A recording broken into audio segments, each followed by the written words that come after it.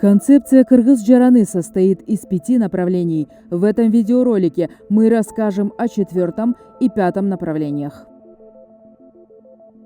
Каждый гражданин имеет право задавать вопросы, выдвигать предложения, участвовать в обсуждениях и влиять на решения как на местном, так и на национальном уровнях. Участие реализуется через общественные слушания, обсуждение бюджета, онлайн-обращения и голосование. Согласно Конституции, каждый гражданин, независимо от этноса, вероисповедания или пола, имеет право избирать и быть избранным в государственные органы. Участие в местном самоуправлении, выражение своего мнения на общественных слушаниях – это не только право, но и ответственность.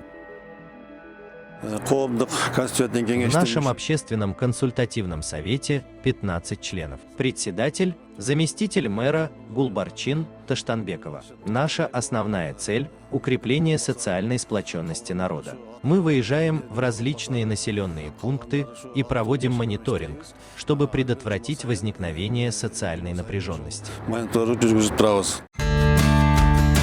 Доверие формируется через прозрачность, понятные процедуры и стабильное качество услуг.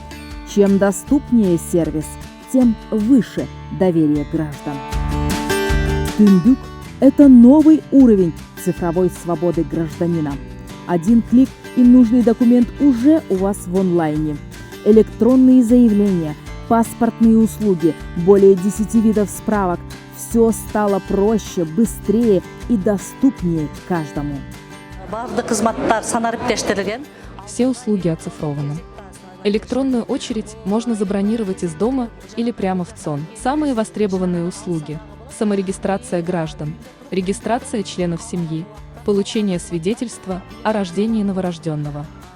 Даже Суинчу подается онлайн. С доставкой документов на дом. Паспорт тоже можно получить без очереди. Сегодня большинство платежей полностью перешло в онлайн. Заработная плата, налоги, пенсии, пособия, коммунальные услуги. Каждая операция сопровождается электронной квитанцией. Это делает процесс прозрачным и снижает коррупционные риски.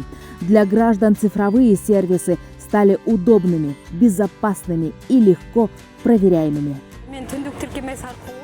Я получила электронную очередь через приложение Тундук и пришла точно к своему времени. За один визит оформила сразу 3 услуги, сэкономила время. Когда приходишь с ребенком, онлайн-сервисы – огромная помощь.